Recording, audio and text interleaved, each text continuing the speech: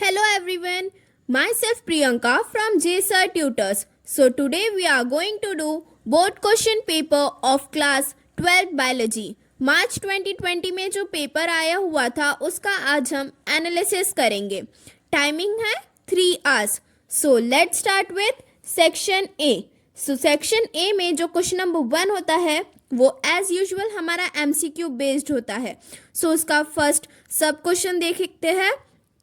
Which of the following is most appropriate for thalassemia? Option A, decrease of either beta or alpha globin chain of hemoglobin A molecule. Option B, decrease of alpha cells of pancreas. Option C, decrease of WBC count. And option D, decrease of blood platelets.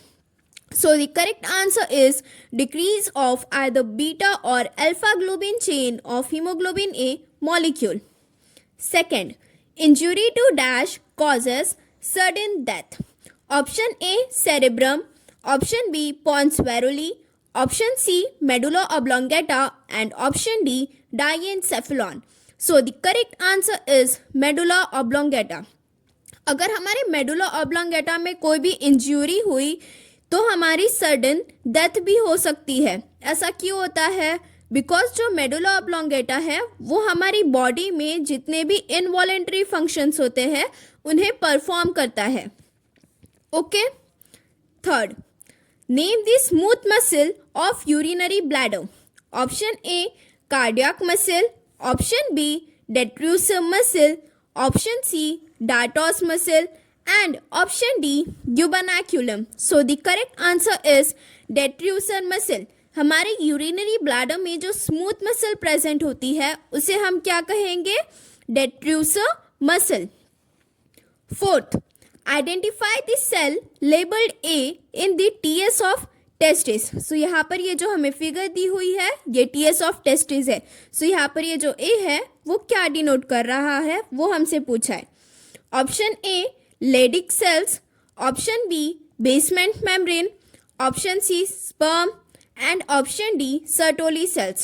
So the correct answer is Sertoli cells. Figure में ये जो A है वो क्या denote कर रहा है कि ये जो सेल्स दिख रही है वो कौन सी है? Sertoli cells है. Okay. Fifth, dash represents connecting link between amphibians and reptiles. Option A, Seymouria. Option B, Archaeopteryx. Option C, Ichthyostega. And option D, Archaeornis. So the correct answer is Saimoria. Saimoria जो है ये एक connecting link है जो कि amphibians and reptiles के बीच में present होता है. Sixth, how many meiotic and mitotic divisions are required for the formation of male gametophyte from pollen mother cell? Option A, 2 meiotic and 1 mitotic. Option B, 1 meiotic and 1 mitotic. Option C, 1 meiotic and 2 mitotic. And option D, 2 meiotic and 2 mitotic. So the correct answer is 1 meiotic and 2 mitotic divisions are required for the formation of male gametophyte from pollen mother cell. Now question number 7th. So question number 7 में हमसे क्या कहा है? Dash is the common pathway for aerobic and anaerobic respiration. Option A, Krebs cycle. Option B, EDS. Option C, Calvin cycle. And option D, glycolysis. So the correct answer is glycolysis. Glycolysis जो है ये हमारा एक common pathway होता है between aerobic and anaerobic respiration. 8th, find the odd man out with respect to chemoautotropes. Option A, nitrosomonas. Option B, chromatium. Option C, thiobacillus. And option D, ferrobacillus. So the correct answer is chromatium. 9th, genotype of blood group AB in human is dash. Option A, IAIB. Option B, IBI. Option C, IAIA. And option D, II. So the correct answer is IAIB. 10th, linker DNA connecting two successive nucleosome consists of dash. Option A 146 base pairs, option B 200 base pairs, option C 160 base pairs and option D 54 base pairs. So the correct answer is 54 base pairs. So यहाँ पर हमारा section A का जो question number 1 रहता था, जो कि हमारा एमसीक्यू बेस्ड होता था, वो कंप्लीट हो गया है. नाउ सेक्शन ए के क्वेश्चन नंबर 2 में हम आएंगे, जो कि आंसर द फॉलोइंग क्वेश्चंस है. Okay, so first, where were the bones of jaws and teeth of Ramapithecus found. So इसका आंसर क्या आएगा? The bones of jaws and teeth of Ramapithecus were found in the Shivalik hills of northern India. One sentence question है, but इसे भी पूरा sentence के form में ही लिखना है, एक एक वर्ड में करके नहीं लिखना है आप सभी को. सो इसका आंसर कैसे आएगा? The bones of jaws and teeth of Ramapithecus were found in the Shivalik hills of northern India. Now, second, in electrocardiogram QRS complex stands for. ये देखो यहाँ पर ये जो हमें फिगर दिया हुआ है, ये किसका दिया हुआ है?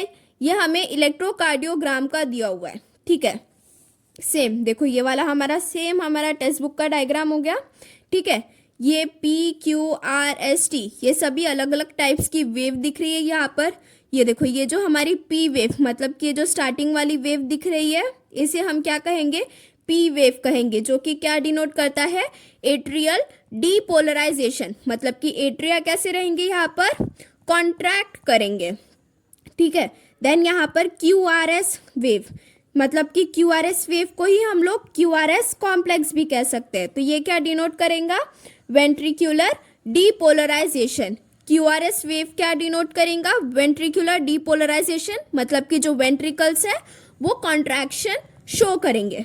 एंड देन उसके बाद में ये देखो, यहाँ पर ये जो एंडिंग वाली वेव है, इसे हम क्या कहेंगे? टी वेव कहेंगे, जो कि क्या शो करेगा? वेंट्रिक्यूलर रीपोलराइजेशन, मतलब कि जो वेंट्रिकल्स रहेंगे वो रिलैक्सेशन की जो प्रोसेस होती है वो शो करेंगे. सो ये वाला फिगर जो है ये हमारा इलेक्ट्रोकार्डियोग्राम का हो गया. सो इसमें QRS कॉम्प्लेक्स क्या स्टैंड कर रहा, किस चीज़ के लिए स्टैंड कर रहा है, वही पूछा था. सो उसका आंसर क्या आ जाएगा? Ventricular depolarization.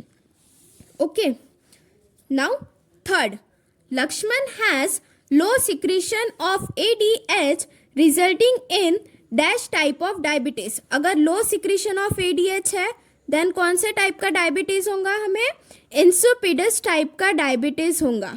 Okay, Lakshman has low secretion of ADH resulting in insipidus type of diabetes. Fourth, name the region of retina where rods and cones are absent. So rods and cones कहाँ पर absent होंगे? Blind spot. हमारे eyes में एक retina का reason होता है. सो retina का वो रीजन जहाँ पर रॉड्स एंड कोन्स एब्सेंट होंगे, वो कौन सा रीजन हो गया हमारा? Blind spot. Okay, fifth, among biotic components the micro consumers are called. Biotic का मतलब जितने भी लिविंग कंपोनेंट्स प्रेजेंट होते हैं, उनमें जो माइक्रो कंज्यूमर्स होंगे उन्हें हम क्या कहेंगे? Decomposers. Among biotic components the micro consumers are called decomposers. Now sixth में हमें ये जो ए है ये आइडेंटिफाई करने के लिए कहा है.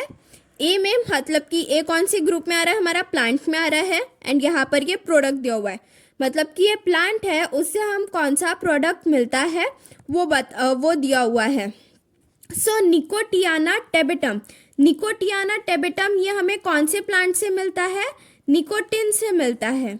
ओके, एंड वही अगर हम लोग निकोटियाना टेबेटम ये प्लांट से हमें कौन सा प्रोडक्ट मिलेगा? निकोटिन मिलेगा. एंड वही अगर हम विनक्रिस्टिन या फिर विनब्लास्टिन की बात करेंगे तो ये हमें कौन से प्लांट से मिलता है? Catharanthus roseus. Okay, vincristine and vinblastine ये हमें कौन से प्लांट से मिलेगा? कैथरैंथस रीसस से मिलेगा. एंड निकोटिन ये हमें कौन से प्लांट से मिलता है? निकोटियाना टेबिटम से मिलता है। 7th, the genotypic ratio 1:2:2:1:1:2:1:1 is obtained in F2 generation. What will be the phenotypic ratio? तो अगर जीनोटिपिक रेशियो जो है वो हमें इतना मिल रहा है तो फिर फिनोटिपिक रेशियो जो है F2 जनरेशन में वो कितना मिलेगा? 9:3:3:1। F2 जनरेशन में अगर जीनोटिपिक रेशियो 1:2:2:4:1:2:1 है तो फिनोटिपिक रेशियो क्या आएगा हमारा? 9:3:3:1। ओके, देन 8th में हमसे क्या कहा है? जो टर्म रेसेसिव है उसे डिफाइन करने के लिए कहा है। ओके, सो यहाँ पर देखो हम उसे डिफाइन कैसे करेंगे? Producing little or no phenotypic effect when occurring in heterozygous condition with a contrasting allele is known as recessive. For example, ये देखो यहाँ पर ये दोनों क्या लिया हुआ है? कैपिटल ए लिया हुआ है एंड यहाँ पर ये स्मॉल ए लिया हुआ है। तो यहाँ पर तो हमें रेसेसिव कंडीशन है या फिर डोमिनेंट कंडीशन है ये पता ही नहीं चलेगा क्योंकि ये होमोसाइगस वाली कंडीशन हो गई। ओके, बट वही अगर हम लोग ने यहाँ पर ये एक कैपिटल ए ले लिया एंड दूसरा ये एक स्मॉल ए ले लिया, सो ये जो कैपिटल वाला है वो क्या करेगा? वो खुद के कैरेक्टर्स को एक्सप्रेस करेगा, मतलब कि वो डोमिनेंट हो गया। एंड ये जो स्मॉल ए वाला है वो उस खुद के कैरेक्टर्स को एक्सप्रेस नहीं करेगा, तो ये कौन सा हो गया? हमारा रेसेसिव वाला ट्रेट हो गया। ओके, सो यहाँ पर अभी हमने सेक्शन ए जो था वो हमारा पूरा कंप्लीट कर लिया है। Now let's move towards section B. Section B में हमें 8 क्वेश्चंस अटेम्प्ट करना है। हर एक क्वेश्चन 2 मार्क्स कैरी करेगा। Okay, so question number 3, sketch and label angiospermic embryo sac. So यहाँ पर हमें एंजियोस्पर्मिक एम्ब्रियो सैक का डायग्राम निकालना था। सो ये देखो ये सेम फिगर आपके टेक्स्ट बुक का ही लिया हुआ है। यहाँ पर एंटीपोडल सेल्स कहाँ पर प्रेजेंट है? Egg cell, polar nuclei, egg, synergid, filiform apparatus, कौन सी चीज़ कहाँ पर प्रेजेंट है वो पूरा डिनोट करना है। सो यही फिगर आ जाएगा पूरा यहाँ पर हमारा एंजियोस्पर्मिक एम्ब्रियो सैक में।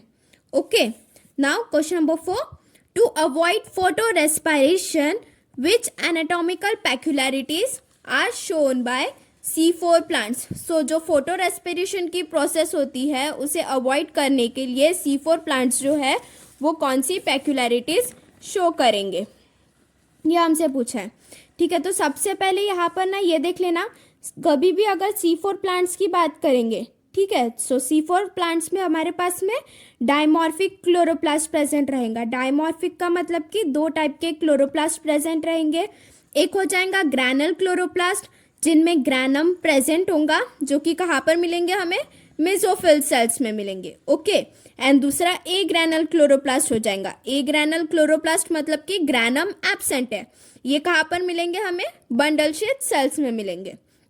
ठीक है, तो C4 प्लांट्स में डायमॉर्फिक क्लोरोप्लास्ट प्रेजेंट होता है, इतना याद रखना।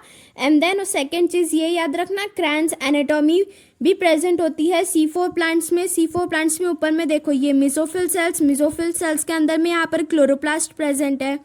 ठीक है, एंड देन ये बंडल शीथ सेल्स हो गई। ये बंडल शीथ सेल्स जो है इनमें ये ए ग्रैनल क्लोरोप्लास्ट प्रेजेंट होता है एंड ये बंडल शीथ सेल्स के आजू बाजू में पूरे वेस्कुलर बंडल्स प्रेजेंट होंगे। वेस्कुलर बंडल्स मतलब कि जो जाइलम और फ्लोएम होता है। ओके, सो इसका आंसर देख लेते हैं कैसा आएगा। Structural peculiarities shown by C4 plants. First, there are bundle sheath cells present containing chlorophyll. Bundle sheath cells में भी क्लोरोफिल प्रेजेंट होता है बट उनमें agranal type of chloroplast present है। Okay, second, bundle sheath cells are radially arranged around the vascular bundle. So bundle sheath cells जो है वो radially arranged है वेस्कुलर बंडल्स के around. Bundle sheath cells remain surrounded by 1 or more mesophyll cells. This arrangement of mesophyll, bundle sheath and the vascular bundle is called Kranz anatomy. Fourth, There are two types of chloroplast, granule in mesophyll cells and agranule in bundle sheath cells. So ये चारों points लिख लेना यहाँ पर, अगर time होगा तो ही ये दोनों चीज़ें ड्रॉ करना है. एक डायमॉर्फिक क्लोरोप्लास्ट प्रेजेंट होता है एंड दूसरा क्रैन्स एनाटॉमी. अगर टाइम नहीं होगा तो सिर्फ ये 4 पॉइंट्स ही लिख लेना है एग्जाम में. Okay, now question number 5th. Analyst the steps involve in rDNA technology. RDNA technology का मतलब क्या हुआ? Recombinant DNA technology. सो सबसे पहले कौन कौन सी स्टेप्स आएंगी हमारे पास में? Isolation of DNA that is gene from the donor organism. तो सबसे पहले हम लोग क्या करेंगे? डोनर ऑर्गेनिज्म से जो हमारा DNA that is gene of interest होता है उसे हम क्या करेंगे? आइसोलेट करेंगे. आइसोलेट करने के बाद में इंसर्शन की प्रोसेस करेंगे. जो आइसोलेटेड डीएनए रहेगा उसे हम क्लोनिंग वेक्टर में या फिर व्हीकल डीएनए में इंसर्ट कर देंगे. देन उसके बाद में ट्रांसफ़र ऑफ रिकॉम्बिनेंट डीएनए हो जाएगा एक सुटेबल कॉम्पिटेंट होस्ट या फिर क्लोनिंग ऑर्गेनिज्म में. जब ट्रांसफ़र हो जाएगा उसके बाद में जो ट्रांसफॉर्म्ड होस्ट सेल्स होते हैं उनकी सिलेक्शन की प्रोसेस होंगी. सिलेक्शन की प्रोसेस होने के बाद में मल्टीप्लिकेशन मतलब कि मल्टीपल कॉपीज फॉर्म होने लग जाएंगी. Okay, and then 6th point में क्या आ जाएगा? Expression of the gene to obtain the desired product. तो जीन जो है वो फिर उसका जो एक्सप्रेशन है वो शो करने लगेगा कोई भी एक डिजायर्ड प्रोडक्ट को ऑब्टेन करने के लिए. ओके, सो इसमें कैसे लिखना है? एक क्वेश्चन क्या था हमारा?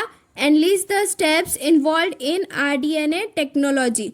So the steps involved in rDNA technology are isolation of DNA that is gene from the donor organism, insertion of desired foreign gene into a cloning vector that is vehicle DNA, transfer of rDNA into suitable competent host or cloning organism, selection of the transformed host cell, multiplication of transformed host cell, expression of gene to obtain the desired product. Okay, now question number 6th. Question number 6th में यहाँ पर हमसे क्या कहा है? Define the terms. First biopatent and second biopiracy. So सबसे पहले हम यही देख लेते हैं कि बायोपेटेंट का मतलब क्या होता है. फॉर एग्जाम्पल हमने कोई भी एक प्रोडक्ट को लॉन्च किया तो वो प्रोडक्ट के राइट सिर्फ हम तक ही रहने चाहिए. वो प्रोडक्ट जो है वो किसी दूसरे इंसान ने चुराना नहीं चाहिए. तो उसके लिए जो गवर्नमेंट रहती है वो क्या करती है? एक पेटेंट ग्रांट कर देंगी हमें, जिससे कि कोई दूसरा इंसान वो जो प्रोडक्ट हमने लॉन्च किया है उसके आइडियाज़ ना चुरा पाए या फिर ना ही वो प्रोडक्ट को सेल कर पाए. सो उसे हम क्या कहेंगे? Bio patent.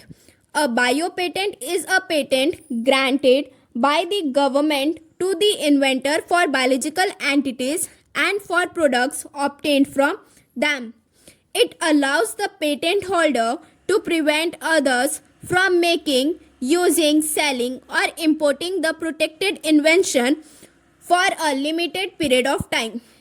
Then second term जो हमें डिफाइन करना था वो क्या था? बायोपायरेसी. बायोपायरेसी का मतलब क्या होता है कि कोई इंसान ने अगर कोई प्रोडक्ट लॉन्च किया तो हमने वो प्रोडक्ट को चुरा लिया, उसके आइडियाज़ को चुरा लिया एंड देन खुद के नाम से सेल करने लग गए. सो उसे हम क्या कहेंगे? Biopiracy. It is defined as theft of various natural products and then selling them by getting patent without giving any benefits or compensation back to the host country. Now question number 7th. Give the flow chart of central dogma. Central dogma का मतलब क्या होता है? जो DNA से mRNA बनने की process होती है एंड देन mRNA से प्रोटीन बनने की जो प्रोसेस रहेंगी इसे ही हम क्या कहेंगे? सेंट्रल डॉगमा कहेंगे. ओके, सो जो डीएनए से एमआरएनए बनने की प्रोसेस होती है, एमआरएनए का मतलब हुआ मैसेंजर आरएनए, उसे हम क्या कहेंगे? ट्रांसक्रिप्शन. एंड देन एमआरएनए से जो प्रोटीन बनने की प्रोसेस होती है उसे हम क्या कहेंगे? ट्रांसलेशन.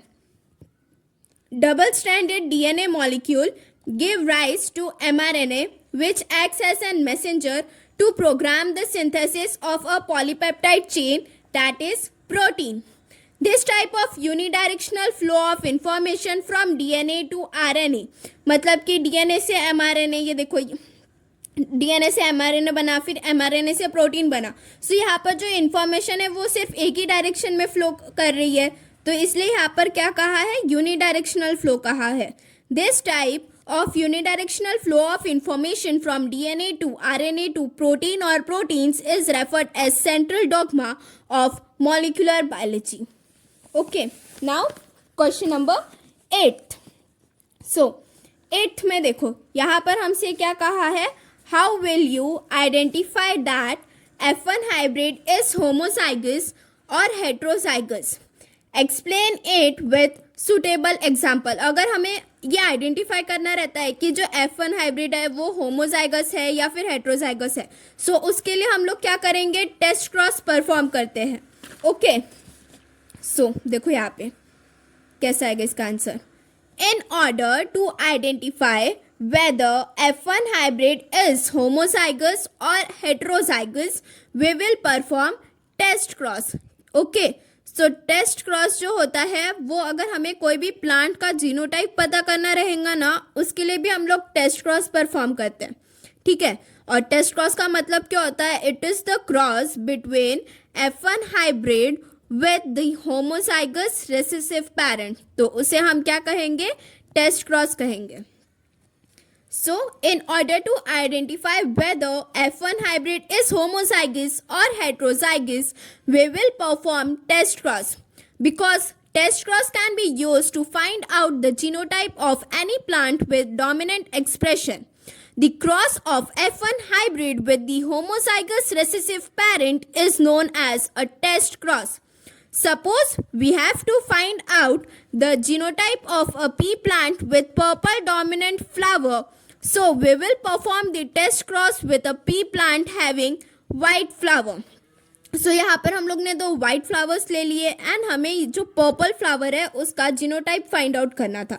ओके, सो ये देखो यहाँ पर ये white फ्लावर के स्मॉलर आ गए क्योंकि वो रेसेसिव है, यहाँ पर भी स्मॉलर आ गए। पर्पल कलर जो था वो फ्लावर का वो कैसा था, डोमिनेंट था, तो एक तो वो कैपिटल आर हो सकता है, नहीं तो कैपिटल आर स्मॉल आर हो जाएगा। तो ये कैपिटल आर को ब्रेक करेंगे दो कैपिटल आर में एंड एक कैपिटल आर स्मॉल आर को ब्रेक करेंगे capital R and small R, फिर उसके बीच का हम लोग ने क्रॉस परफॉर्म कर लिया। Okay, if all flowers produced are violet then we can conclude that the plant is homozygous. तो जितने भी फ्लावर्स यहाँ पर प्रोड्यूस होंगे अगर वो वॉयलेट कलर के हुए देन हम ये कह सकते हैं कि जो प्लांट है वो कैसा है, होमोजाइगस है।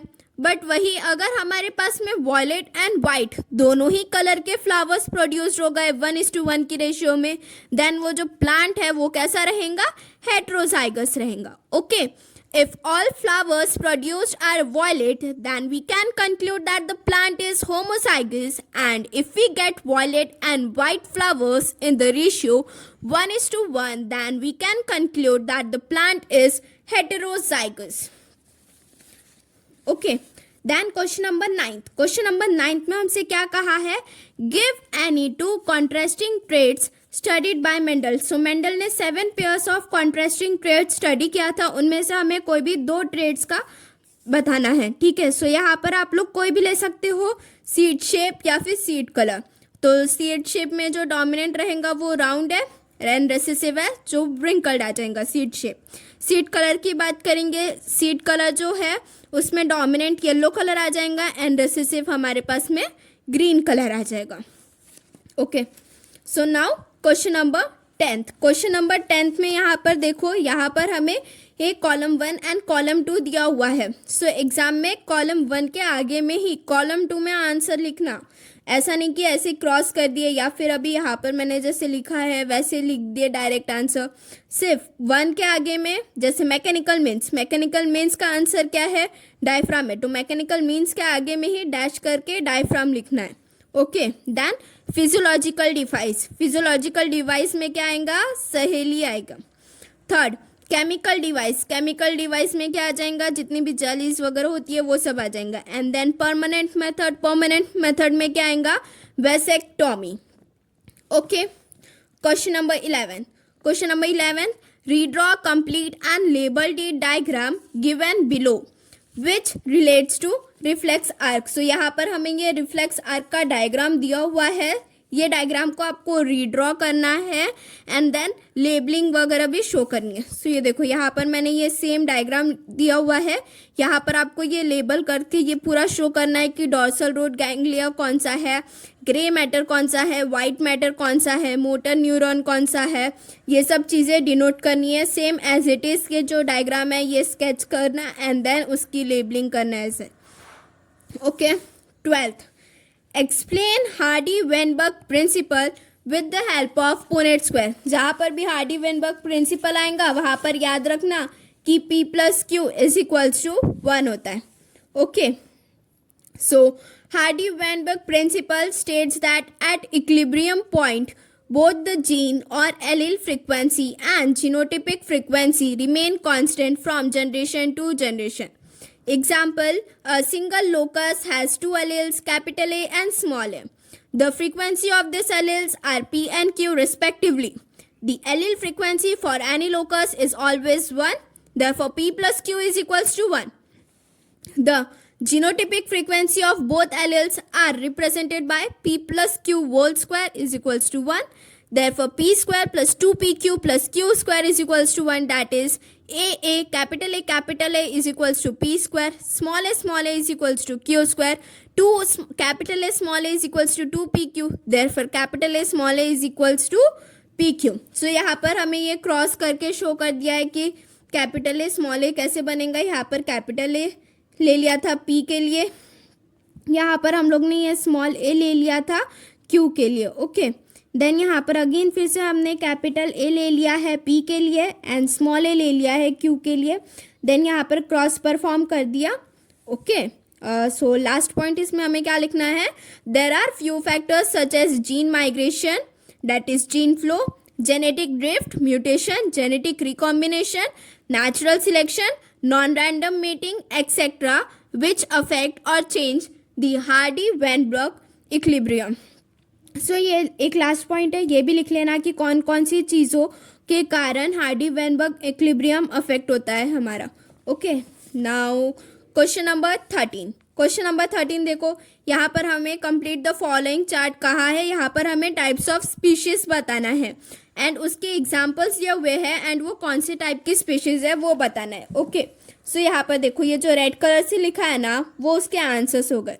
सो वर्नरेबल स्पीशीज में क्या आ जाएगा हमारे पास में, क्लाउडेड लियोपार्ड और musk deer. Then rare species के एग्जाम्पल में क्या आ जाएगा, great Indian bustard and Hawaiian monk सिल।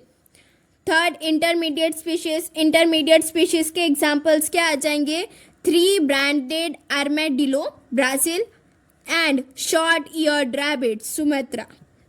ये जो रेड कलर से लिखा है वही यहाँ पर एग्जाम्पल, वही यहाँ का आंसर आ जाएगा। मतलब कि यहाँ पर टाइप्स ऑफ स्पीशीज हमें बताना है, कौन सी टाइप की स्पीशीज है उनके एग्जाम्पल्स दिए हुए हैं। Okay, 14th, complete the tree diagram and right examples of A and B। सो यहाँ पर हमें टाइप्स ऑफ एयर पॉल्यूटेंट्स दिए हुए हैं। दो टाइप के होते हैं, एक फाइन पार्टिकल्स होता है एंड एक कोर्स पार्टिकल्स होते हैं। फाइन पार्टिकल्स का जो साइज होता है वो less than 100 micrometre in diameter होगा एंड कोर्स पार्टिकल्स का जो साइज होता है वो ओवर 200 माइक्रोमीटर इन डायमीटर होता है। ओके, अगर हम लोग फाइन पार्टिकल्स के एग्जाम्पल्स की बात करेंगे सो उसमें क्या आ जाएगा, एरोसोल्स एंड टोबैको स्मोक। ठीक है, बट वही अगर हम लोग कोर्स पार्टिकल्स के एग्जाम्पल्स की बात करेंगे सो उसमें क्या आ जाएगा, carbon particles and dust particles. Okay, fine particles के एग्जाम्पल में क्या आ जाएगा, aerosols and tobacco smoke. Course particles के एग्जाम्पल्स में क्या आ जाएगा, carbon particles and dust particles. ठीक है, सो यहाँ पर हमारा सेक्शन बी भी पूरा कंप्लीट हो गया है। सेक्शन बी में हर एक क्वेश्चन में आपको 2 मार्क्स मिलेंगे अगर आपने प्रॉपरली लिखा हुआ है। So now moving towards section C. Section C में भी हमें 8 क्वेश्चंस अटेम्प्ट करने हैं। ओके, सो पर क्वेश्चन हमें 3 मार्क्स मिलेंगे अगर हमने करेक्टली लिखा हुआ है। Question number 15, give the location and 1 function of the following receptors. So सब यहाँ पर हमें लोकेशन और एक एक फंक्शन देना है यहाँ पर जितने भी टाइप के रिसेप्टर्स बताए हैं। पहला क्या है हमारा मैकेनो रिसेप्टर्स। ओके, सो मैकेनो रिसेप्टर्स कहाँ पर प्रेजेंट रहेंगे, स्किन में प्रेजेंट होंगे। उनका फंक्शन क्या होता है, sensitive to mechanical stimuli like touch, pain, pressure, deep pressure etcetera. Mechanoreceptors कहाँ पर प्रेजेंट होते हैं, स्किन कैसी होती है हमारी, सेंसिटिव होती है टू टच, पेन, या फिर अगर हमें कोई कांटा भी चुभता है देन हम जल्दी से सेंस कर लेते हैं। तो वो किसकी वजह से होता है, मैकेनोरिसेप्टर्स की वजह से होता है, जो कि हमारे स्किन में प्रेजेंट होता है।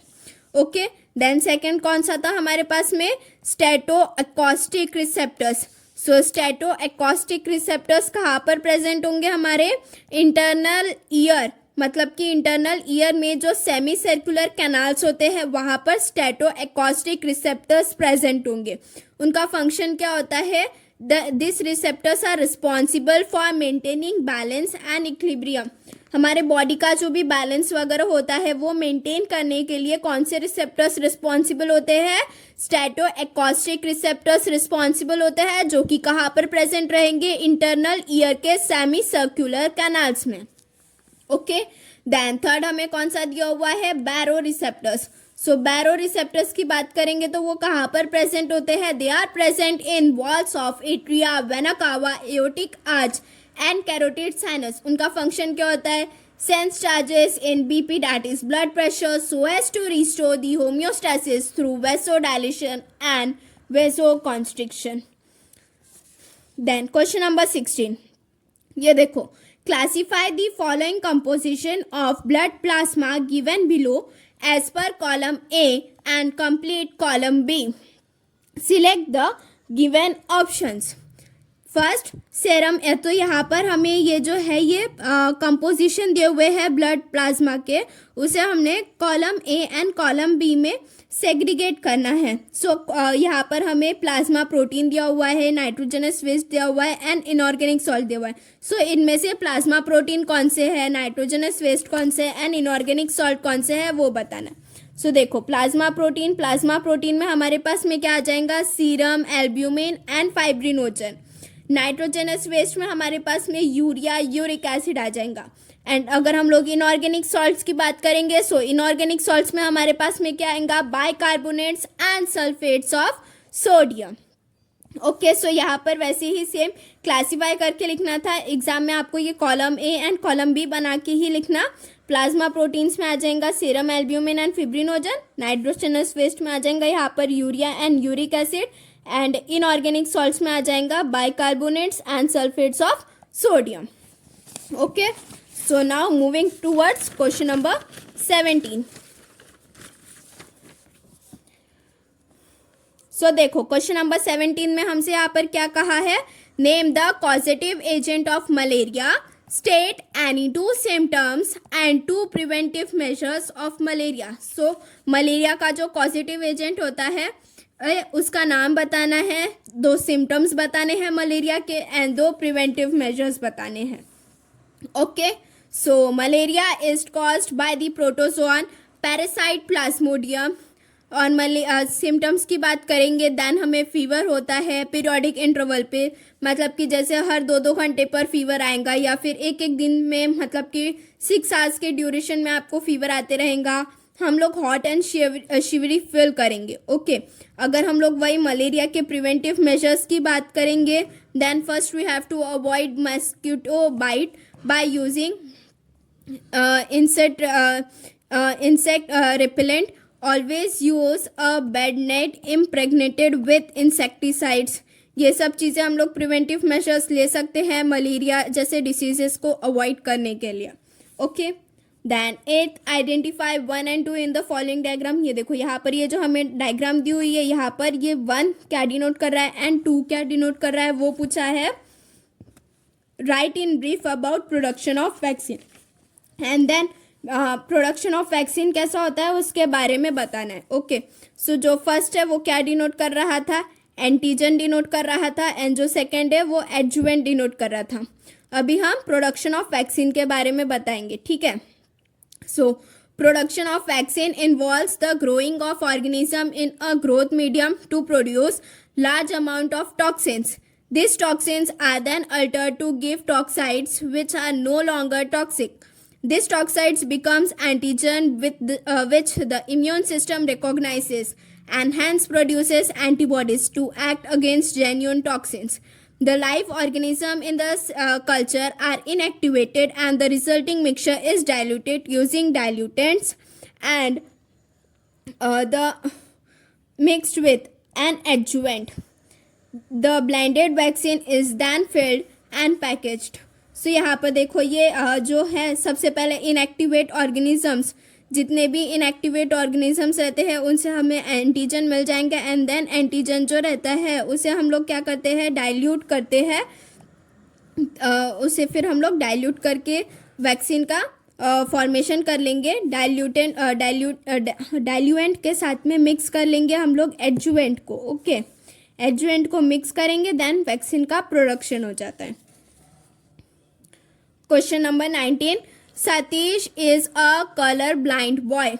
His mother has normal vision, but his maternal grandfather is colorblind.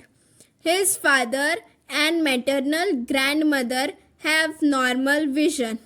Explain the pattern of inheritance with a suitable chart. सो देखो कभी भी अगर हमें कलर ब्लाइंड दिखा, कलर ब्लाइंडनेस जो होता है ये एक एक्स लिंक्ड रिसेसिव डिसऑर्डर होता है.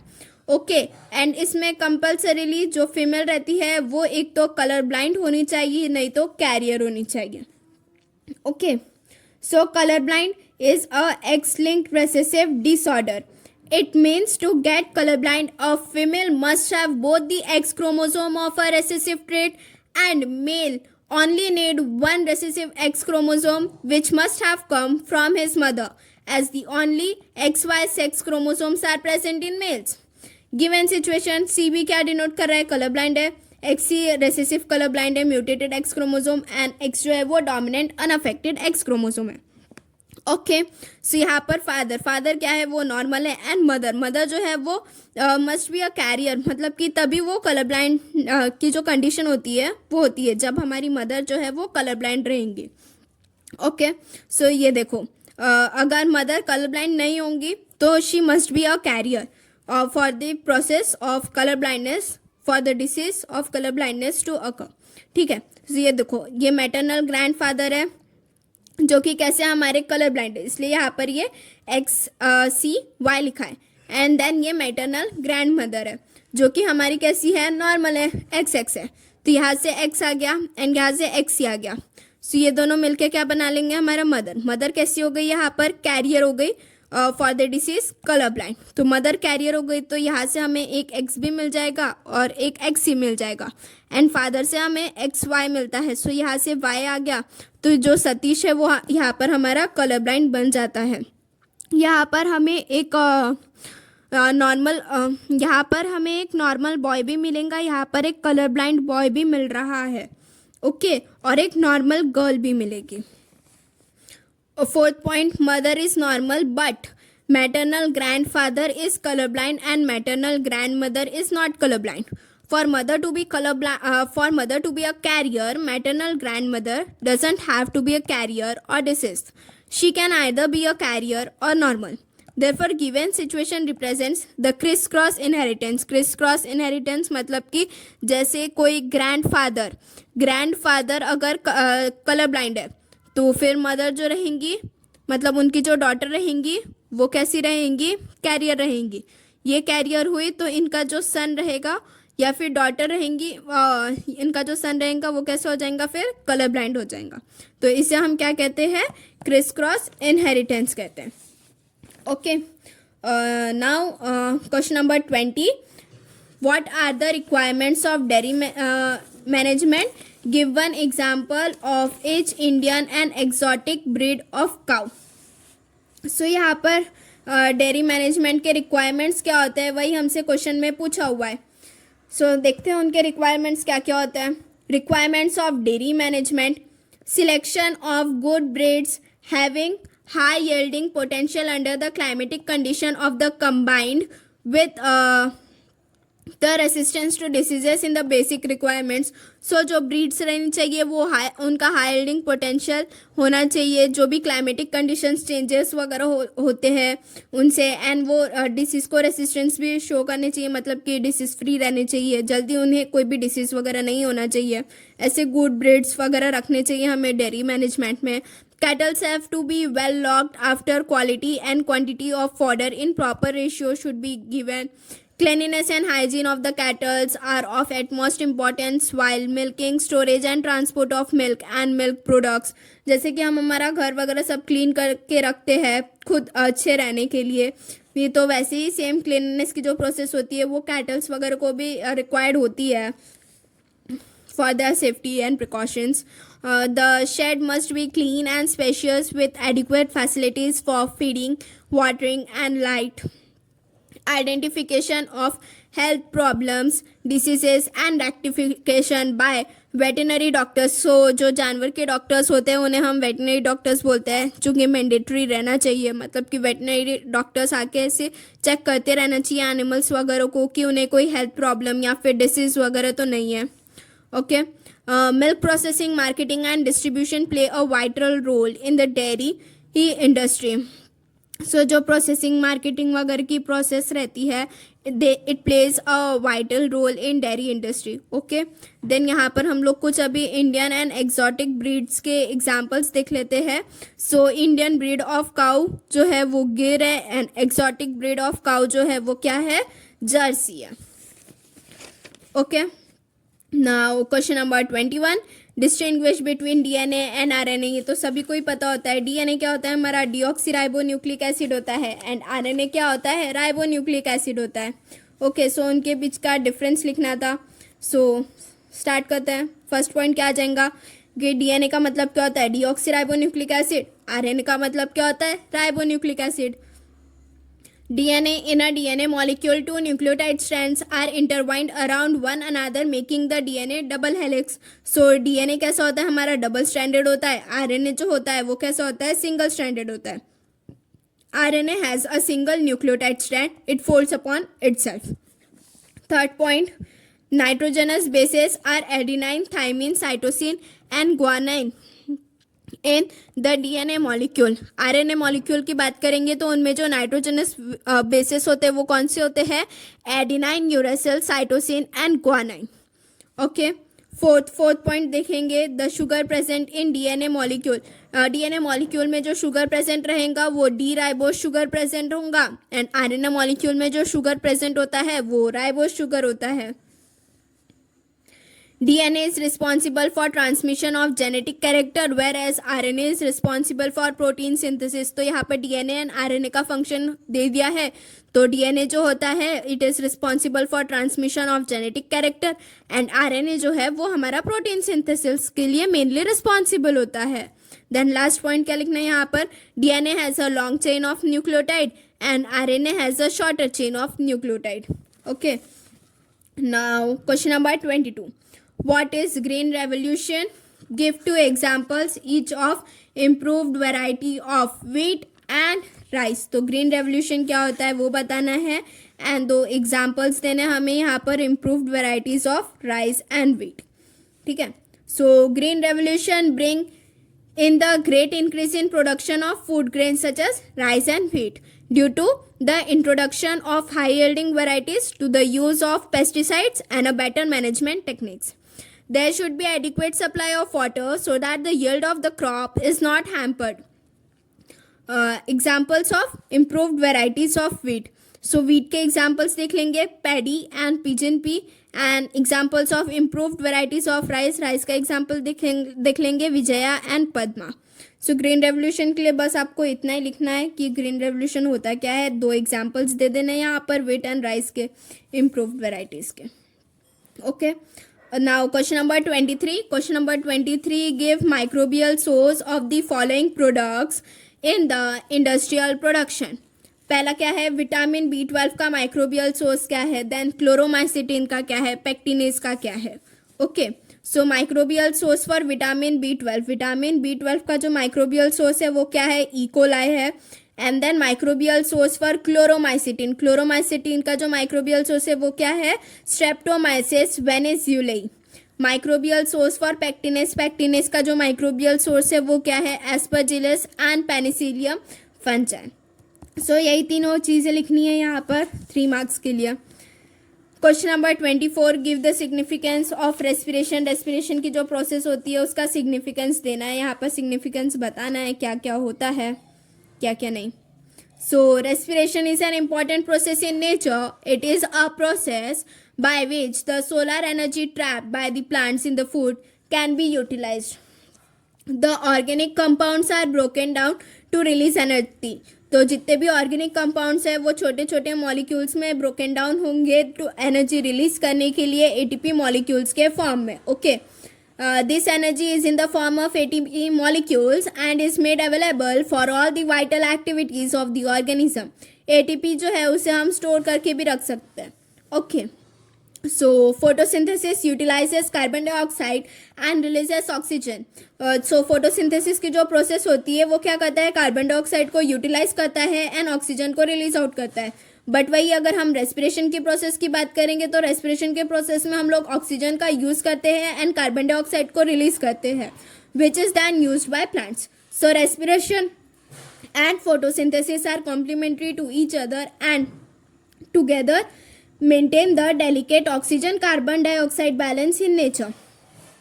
Third, some of the energy released by respiration is also in the form of heat. This heat energy contributes significantly in the warm-blooded animals towards the body. So let's start with question number 25. Explain the mechanism of anaerobic respiration. Anaerobic respiration मतलब respiration की process अगर oxygen के absence में हो रही होंगी so उसे हम क्या कहेंगे, anaerobic respiration. Okay, the mechanism of anaerobic respiration involves glycolysis, decarboxylation and reduction. So glycolysis में क्या होता है कि जो हमारा 1 मॉलिक्यूल ऑफ ग्लूकोज रहता है वो कन्वर्ट हो जाएगा 2 मॉलिक्यूल्स ऑफ पायरुवेट में and it leads with to the formation of 2 molecules of NADH2 and ATP. ठीक है, एंड डीकार्बोक्सिलेशन की बात करेंगे। सो डीकार्बोक्सिलेशन मतलब कि डी का मतलब रिमूव करना, कार्बोक्सिलेशन मतलब कार्बन डाइऑक्साइड CO2 को रिमूव करने की जो प्रोसेस रहती है उसे हम क्या कहेंगे, डीकार्बोक्सिलेशन। ओके, एंड देन उसके बाद में रिडक्शन, रिडक्शन की बात करेंगे तो जितने भी बड़े बड़े मॉलिक्यूल्स होते हैं उनको हम लोग रिड्यूस करके छोटे मॉलिक्यूल्स में फॉर्म कर लेंगे तो उसे हम क्या कहेंगे, रिडक्शन कहेंगे। ओके, सो ग्लाइकोलाइसिस और EMP pathway. An aerobic process means it does not require the presence of O2. It occurs in the cytoplasm. During glycolysis, each glucose molecule is broken down into 2 pyruvate with the formation of 2 molecules, each of NADH2 and ATP. ठीक है, सो ये देखो यहाँ पर ये हमारे CH3CO COO और minus यहाँ पर ये पायरुवेट का फॉर्मेशन हो गया। ठीक है, देन डीकार्बोक्सिलेशन, डीकार्बोक्सिलेशन मतलब कि यहाँ पर जो भी मॉलिक्यूल है उसमें से हम लोग CO2 को रिमूव करेंगे। In this step pyruvate undergoes, pyruvate मतलब कि ये CH3CO COO नेगेटिव जो यहाँ पर ग्लाइकोलाइसिस के प्रोसेस में फॉर्म हुआ था, तो पायरुवेट जो रहता है वो डीकार्बोक्सिलेशन की प्रोसेस शो करेंगे। मतलब कि ये पायरुवेट का जो फॉर्मूला था CH3CO COOH था, इसमें से ये जो CO2 मॉलिक्यूल दिख रहा है ये रिमूव आउट हो जाएगा। देन ये किसका फॉर्मेशन कर लेगा, एसिटल्डिहाइड का फॉर्मेशन करेगा। ओके, एंड ये जो डीकार्बोक्सिलेशन की प्रोसेस होती है वो कौन से एंजाइम के प्रेजेंस में होंगी, पायरुवेट डीकार्बोक्सिलेज के प्रेजेंस में होंगी। देन रिडक्शन, जब अभी अगर हम लोग रिडक्शन की बात करेंगे सो इसमें क्या होता है, this reaction can be done in 2 ways depending upon the organism. हम लोग ऑर्गेनिज्म के बेसिस पे जो रिडक्शन की प्रोसेस रहती है वो 2 तरह से कर सकते हैं, एक तो अल्कोहल फर्मेंटेशन एंड दूसरा लैक्टिक एसिड फर्मेंटेशन। ओके, सो अल्कोहल फर्मेंटेशन में क्या होता है कि जो एसिटल्डिहाइड रहता है उसे हम लोग इथाइल अल्कोहल में रिड्यूस कर देते हैं। एसिटल्डिहाइड कहाँ पर बना था हमारा, यहाँ पर ये डीकार्बोक्सिलेशन की प्रोसेस में एसिटल्डिहाइड बना था। एसिटल्डिहाइड कैसे बना, पायरुवेट, पायरुवेट से एसिटल्डिहाइड बना। सो पायरुवेट कैसे बना, ग्लाइकोलाइसिस की प्रोसेस के थ्रू पायरुवेट बना।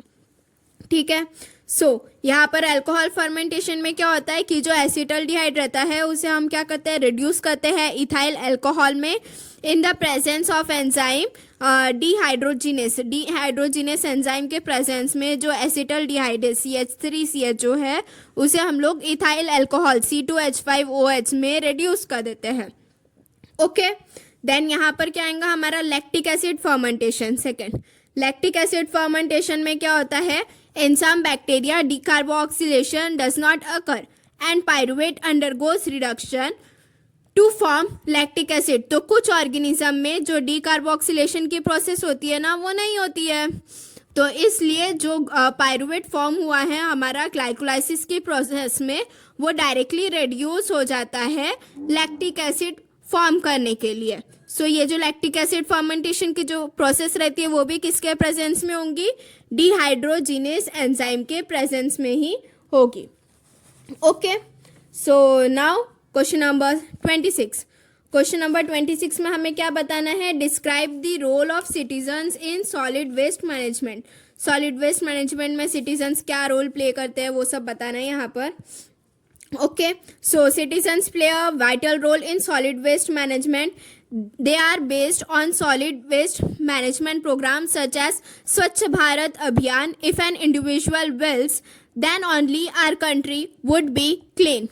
Citizens can do following to reduce waste. First, reduce solid waste at source means using less paper and less use of plastic carry bags. वही है, plastic carry bags वगैरह use मत करो, paper का use थोड़ा कम करो, मतलब जितना यूज़ है उतना ही करो, बिना मतलब का पेपर वेस्ट वगैरह मत करो। Reuse solid, reuse making manure out of decomposable waste, making notebooks out of unused paper. Okay, recycle means separating plastic, metal, rubber and glass and sending it to recycling for the manufacture of other products. The citizens must ensure to keep their household clean, thereby helping in cleaning the surrounding. Citizens must follow the rules and regulations which are laid by the government to ensure cleanliness. They must be aware of ill effects of littering the ground and must not make others of this too. So बस यही लिखना था solid waste management में citizens का कौन कौन सा role play करते हैं। ओके, सो यहाँ पर देखो, यहाँ पर हमारा सेक्शन सी भी पूरा कंप्लीट हो गया है। Now we will move towards section D. So section D में हमें 3 क्वेश्चंस अटेम्प्ट करने हैं जो कि 12 मार्क्स कैरी कर रहे हैं, मतलब कि पर क्वेश्चन हमें एक क्वेश्चन हमें 4 मार्क्स का है। ओके, सो क्वेश्चन नंबर 27 क्या कहा है हमसे, sketch the internal structure of heart, label all the valves present in it, mention the function of any one valve in the heart. So ये देखो, ये सेम डायग्राम आपके टेक्स्ट बुक का ही लिया हुआ है। यहाँ पर मैंने ये आपको पूरा बनाना है, स्केच करना है एंड देन कौन कौन सी वॉल्व्स प्रेजेंट होती है हार्ट में वो सब बताना है। ठीक है, सो जो हमारा ह्यूमन हार्ट होता है उनमें 3 टाइप्स की वॉल्व्स प्रेजेंट होती है। कौन कौन सी, ट्राइकस्पिड वॉल्व होती है। सबसे पहले ट्राइकस्पिड वॉल्व कहाँ पर प्रेजेंट होंगी, जो right atrium and right ventricle होता है उन दोनों के बीच में ट्राइकस्पिड वॉल्व प्रेजेंट होंगी। ओके, दूसरी वॉल्व कौन सी होती है हमारी, बाइकस्पिड वॉल्व होती है। बाइकस्पिड वॉल्व कहाँ पर प्रेजेंट होती है, left atrium and left ventricle के बीच में बाइकस्पिड वॉल्व प्रेजेंट होती है। एंड देन सेमिल्यूनर वॉल्व की बात करेंगे। सो सेमिल्यूनर वॉल्व कहाँ पर प्रेजेंट है, यहाँ पर ये थोड़ा सा दिख रहा है ना, जो एओर्टा जा रहा है यहाँ से। सो सेमिल्यूनर वॉल्व कहाँ पर प्रेजेंट है, यहाँ पर प्रेजेंट है ये। जनरली वॉल्व का जो फंक्शन होता है वो क्या होता है, they prevent actually back flow of blood जो होता है उसे प्रिवेंट करते हैं। सो यहाँ पर हम लोग ने ये जो ट्राइकस्पिड वॉल्व है उसका फंक्शन बता दिया है। The tricuspid valve helps keep blood flowing in the right direction through the heart. It separates one of the heart's two upper and lower chambers, that is the atria and the ventricle. Atria ventricle को separate करके रखने का काम करता है tricuspid valve. Sketch the internal structure, ये हो गया हमारा क्वेश्चन नंबर 27। अब हम क्वेश्चन नंबर 28 देखेंगे। 28 में हमसे क्या कहा है, with the help of suitable diagrammatic representation explain HSK pathway. ठीक है, तो ये जानबूझ के यहाँ पर कंफ्यूजन के लिए एचएस के पाथवे दे देते हैं। एचएस के पाथवे कुछ नहीं है, जो हमारा नॉर्मल C4 पाथवे होता था ना, वही है। सो यहाँ पर देखो, यहाँ पर C4 पाथवे है, ये पूरा डायग्राम से पहले एक्सप्लेन कर रही हूँ, बाद में पॉइंट्स कौन कौन से लिखने हैं वो है, ठीक है। सो एचएस के पाथवे में सबसे पहले ये याद रखना कि दो एचएस के पाथवे बोल रही हूँ, C4 प्लांट्स, ठीक है। सो C4 प्लांट्स में दो टाइप के सेल्स प्रेजेंट होंगे, इतने याद रखना। ऊपर में हमारे पास में मेसोफिल सेल्स प्रेजेंट होंगे एंड नीचे में बंडल शीट सेल्स प्रेजेंट होंगे, ठीक है। मेसोफिल सेल्स में यहाँ पर ये देखो, ये पेप दिया हुआ है, पीईपी। पीईपी का फुल फॉर्म क्या है? Phosphoenol pyruvate. फॉस्फोइनॉल पायरुवेट को ही हम फॉस्फोइनॉल पायरुविक एसिड भी कह सकते हैं। तो फॉस्फोइनॉल पायरुविक एसिड जो है वो ऑक्सैलो एसीटेट में कन्वर्ट हो जाता है, मतलब कि ऑक्सैलो एसिटिक एसिड में। तो इसको कैसे लिख लेना? Peppa OAA। मैलेट को लिख लेना malic acid, malic acid. And ये क्या हो गया हमारा? पायरुविक एसिड हो गया, ठीक है। सो इसको याद करने के लिए सिर्फ C4 पाथवे में ऐसा याद रख लेना, Peppa OAA, malic acid and pyruvic acid. Peppa का मतलब क्या हो गया? Phosphoenol pyruvic acid. OAA का मतलब क्या हो गया? Oxalo acetic acid.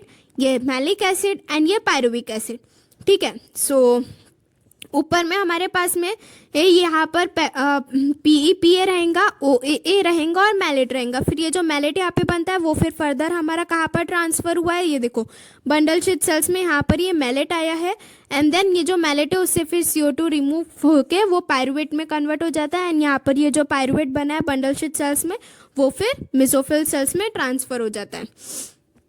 सो ये देखो, ये पेपा मतलब कि फॉस्फोइनॉल पायरुवेट या फिर फॉस्फोइनॉल पायरुविक एसिड, ये क्या है? हमारा एक 3 कार्बन कंपाउंड है, ठीक है। सो ये पेप कार्बोक्सिलेज एंजाइम के प्रेजेंस में CO2 के साथ में कंबाइन होके क्या बनाएगा? Oxalo acetate.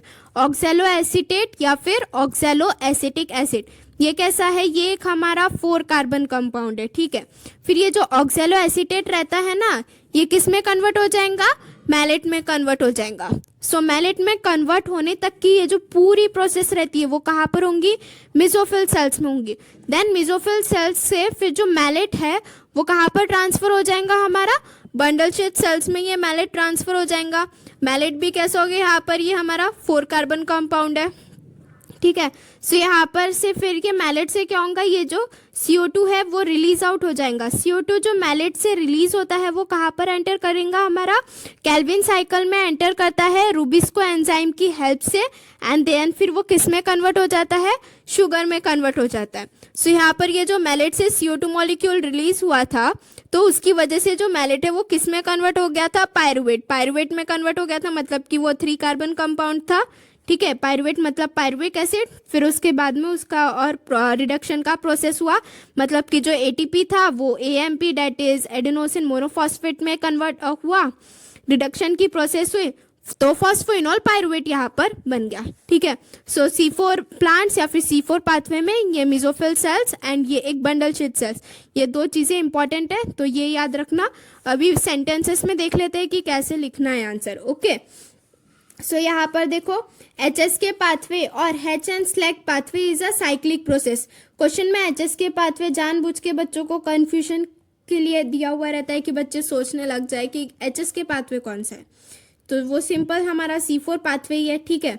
उसे हम H एंड स्लैग इसलिए भी कहते हैं क्योंकि वो ये दो नाम के साइंटिस्ट थे जिन्होंने ये पाथवे डिस्कवर किया था, इसलिए।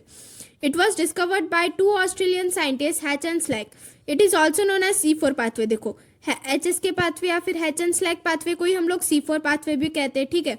Because it is found in C4 plants, क्योंकि C4 प्लांट्स में मिलता है इसलिए इसे हम C4 पाथवे कहेंगे। Carbon dioxide fixation is done in this pathway. Carbon dioxide fixation की जो प्रोसेस होती है वो होगा इसमें। नाउ इन मेसोफिल सेल्स, तो C4 पाथवे में हम लोग ने 2 दिख लिया था, 2 टाइप के सेल्स इंपॉर्टेंट होते हैं, एक हमारा मेसोफिल सेल्स एंड दूसरा हमारा बंडल शीट सेल्स, ठीक है। In mesophyll cells the primary CO2 acceptor is 3 carbon molecule that is phosphoenolpyruvate, PEP, PEP that is PEP carboxylase enzyme helps in the fixation of the CO2. Here CO2 gets converted into 4 carbon oxaloacetate and then to malate. Then second point क्या आएगा यहाँ पर, in bundle sheath cells the malate gets converted into CO2. तो ये देखो ये malate जो है वो फिर क्या हो जाता है, CO2 और पायरुवेट में कन्वर्ट हो जाता है एंड यहाँ पर ये जो फिर CO2 है वो फिर हमारा केल्विन साइकिल में एंटर कर जाता था. This pyruvate transfer to the mesophyll cell. फिर ये देखो ये जो पायरुवेट बना था वो हमारा मेसोफिल सेल में ट्रांसफर हो गया.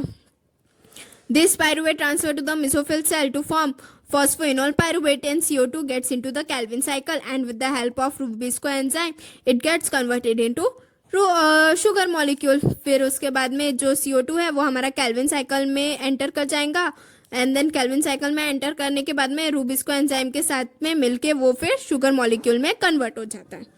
ओके सो यहाँ पर हमारा क्वेश्चन नंबर 28 जो है वो भी कंप्लीट हुआ. Then question number 29, describe the process of fertilisation in human with the help of 4 sequential diagram.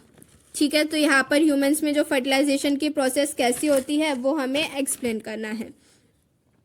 The process of fertilisation includes beginning binding of sperm with zona pellucida. Okay so ये देखो यहाँ पर ये 4 steps है हमारी. सबसे पहले क्या होगा, जो स्पर्म रहेगा वो जो हमारा ओवम होता है, ओवम का जो आउटर लेयर दिख रहा है उसे, ये देखो ये ओवम है पूरा, ओवम का स्ट्रक्चर. ओवम का स्ट्रक्चर में ये जो आउटर लेयर दिख रही है इसे हमने क्या कहा है, जोना पेलुसिडा का है. सो स्पर्म जो आएगा वो सबसे पहले जोना पेलुसिडा के साथ में बाइंड होगा. देन उसके बाद में एक्रोसोम की रिएक्शन होंगी. फिर उसके बाद में मेम्ब्रेन्स जो है वो फ्यूज होंगे एंड देन जो है स्पर्म का जो न्यूक्लियस है उसकी फिर एंट्री होती है.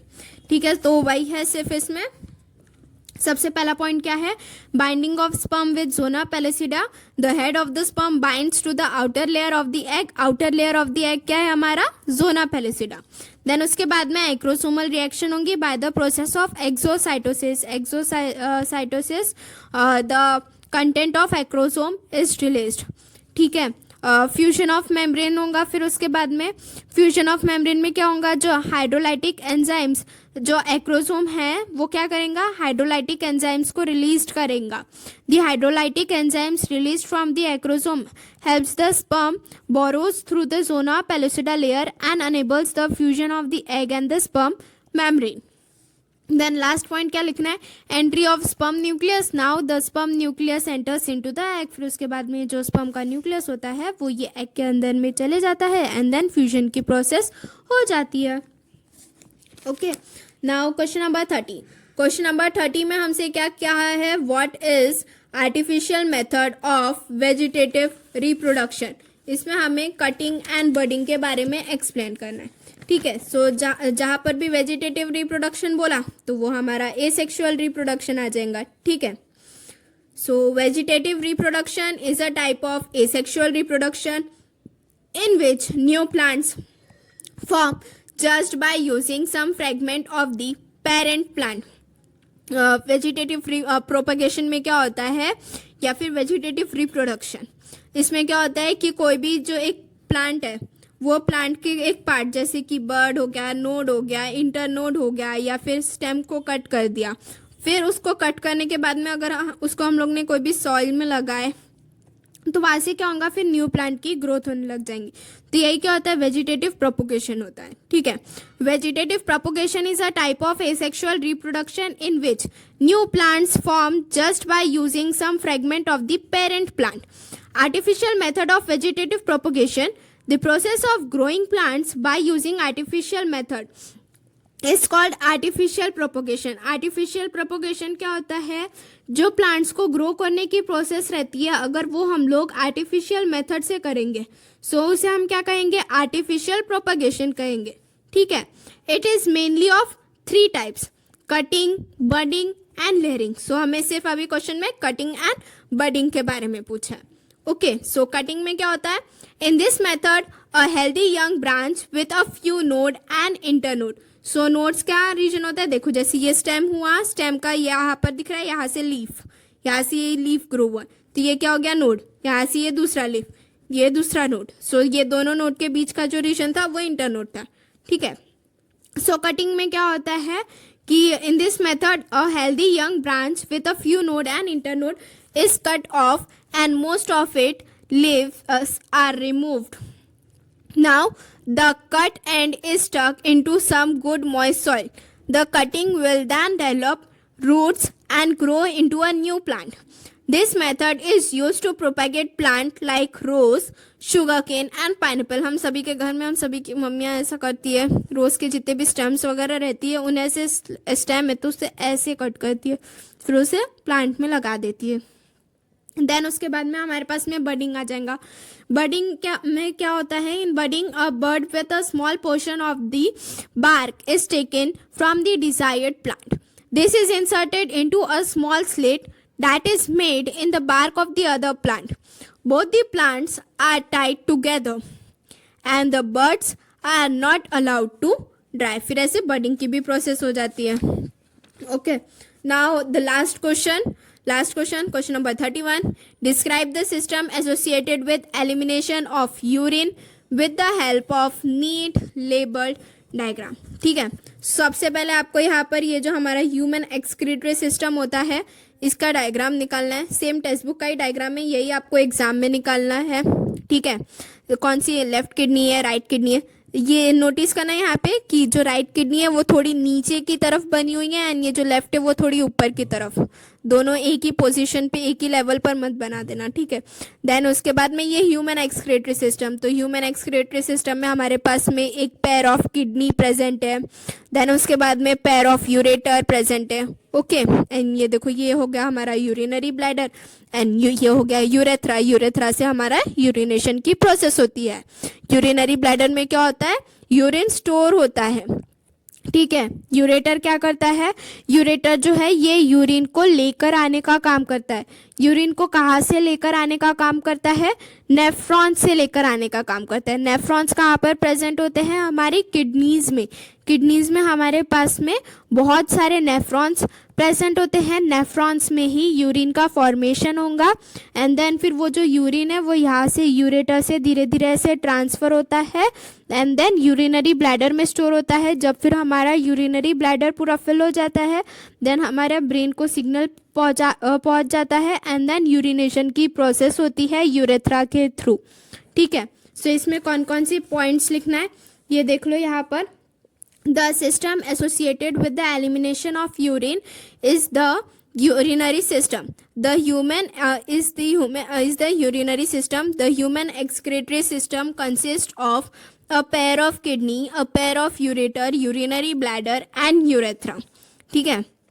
First point, kidneys are a pair of dark red bean-shaped organs on either side of your spine, below your ribs, and behind your belly.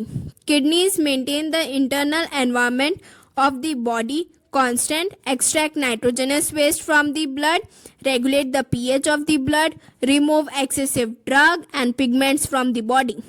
The nephron is the structural and functional unit of the kidney. Nephron को structural and functional unit of the kidney क्यों कहा है, because उसमें urine formation की process होती है।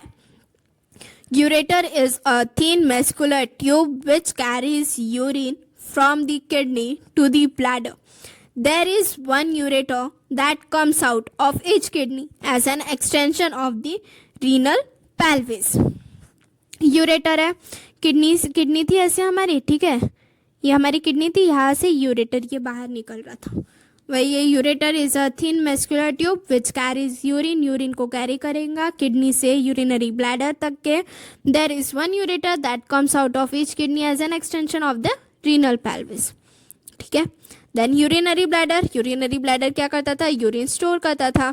Urinary bladder is a sac like structure that is lined with a smooth muscle, जिसे हम लोग ने पढ़ा था अभी कि जो यूरिनरी ब्लैडर में जो स्मूथ मसल प्रेजेंट होती है उसे हम क्या कहेंगे, डेट्रूसर मसल कहेंगे, ओके।